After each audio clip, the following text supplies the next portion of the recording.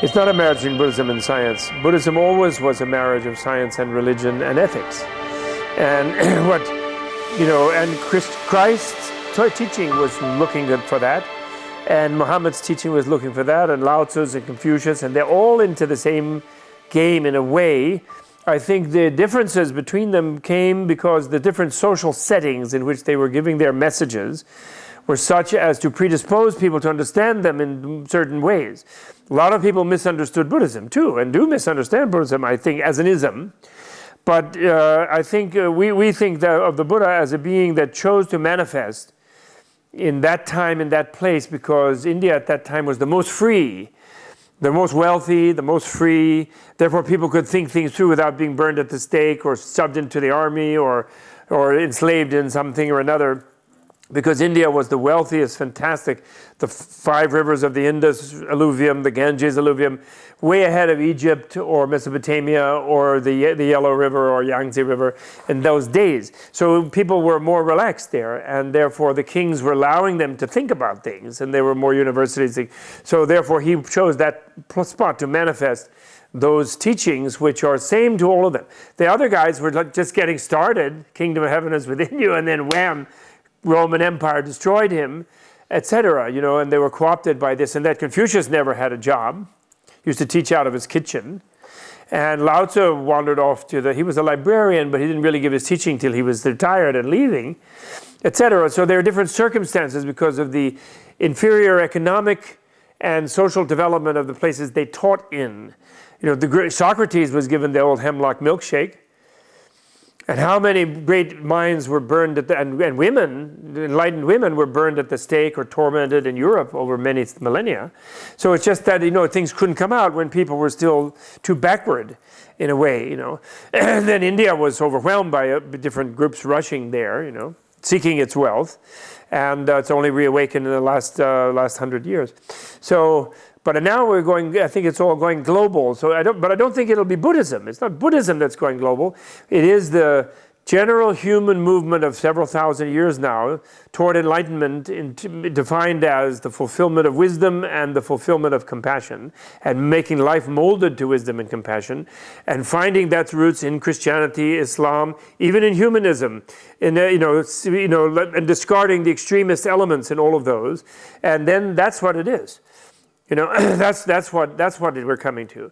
And Buddhism will melt away because Buddhism is only wrongly perceived as a different religion by religions that themselves are defining themselves in some way that insists on limiting the human ability and the human potential to some sort of subordinate, some sort of enslaved, mentally or physically enslaved status. And Buddhism also is redefined that way in various cultures, where it's like under the shogun, it's a tool of the shogun to cool down some samurai, or it's a tool of this and that person for whatever political ends, and not really the vehicle of freedom. So we do not at all see it as sort of the conquest of the planet by Buddhism. No, it's the conquest of the planet by human love and human wisdom, and divine love and divine wisdom, as opposed to all the stupidity, hatred, confusion, fear, and things that are going on. That's what it is.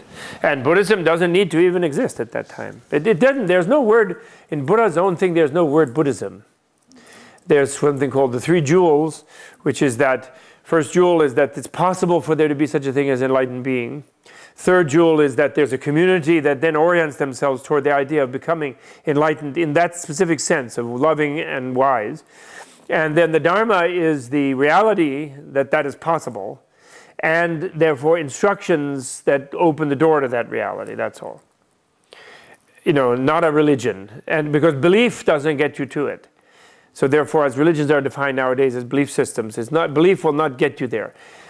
My definition of Buddhism is engaged realism. So what it is it's the marriage of realism and life.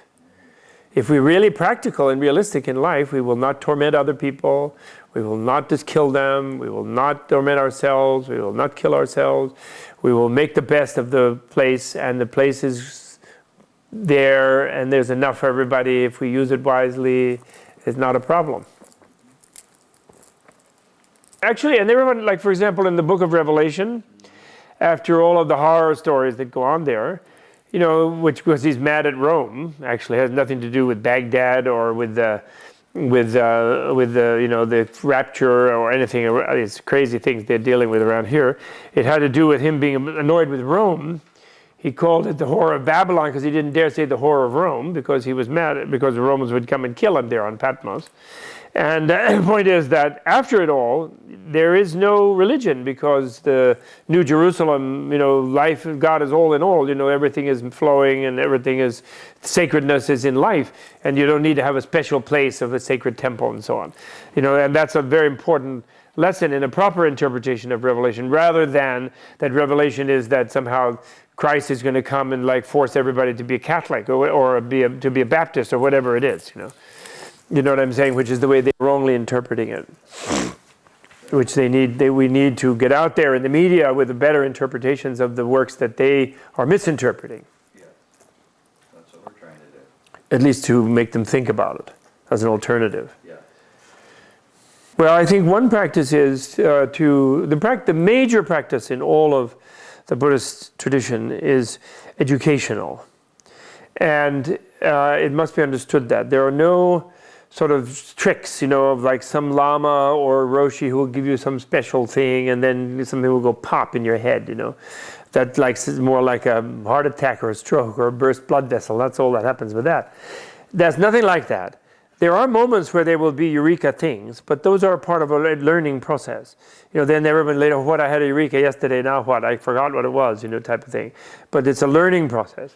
So the main thing is that, and then within the educations, there are 3 higher educations that we call them. The higher education in ethics, which is foundational, which are practices of don't kill people, don't steal their stuff, don't abuse them sexually, don't lie to them, don't slander them, don't speak harshly to them, don't speak uselessly, meaninglessly, and frivolously to them, don't be malicious toward them, don't be envious and covetous toward them, and don't be unrealistic in the way you view the world. Be responsible to the causality of your presence in the world. And so those are what are called the 10-fold path of skillful evolutionary action or karmic evolution. And you have to educate yourself. That's not like just do it because someone told you. You begin to be a little less destructive, you're a little less distortive, you're a little less harsh, you're a little less mentally obsessed with things. And bit by bit you correct that, and then you begin to have a calmer existence in your interaction with others, more compassionate, less friction with others, and that gives you a stability in your life. And then with that stability, you begin to calm your mind and you learn to focus on things and don't be distracted. And you become more sort of aware of the way your mind works so that you're less a victim of your impulses. You become mindful. You observe how your impulses arise and how your thoughts move and how there's always a little gap of freedom in anything that goes on in your mind. And then when your mind gets a little more stable and more concentrated, you then begin to look at what your worldview is. And then you realize that you believe all sorts of things about your body and mind and about the world and about the cosmos based on what people have told you, not just religious things, but what you learned in science classes. And then you start to look at those and say, well, what reason do I have for believing that? Why do they say that the mind is only the brain? Why do they say that? And what evidence do they have that at death you're nothing? Or that you came from nothing before birth? Or whatever it is, and then you can hold that up against the measure of the ideas of, infinite continuity and your responsibility. You can use things like my Infinite Life book, I think, really does help the early things, but I'm going to write another one just on what's in the first part of that book because I think it's so important.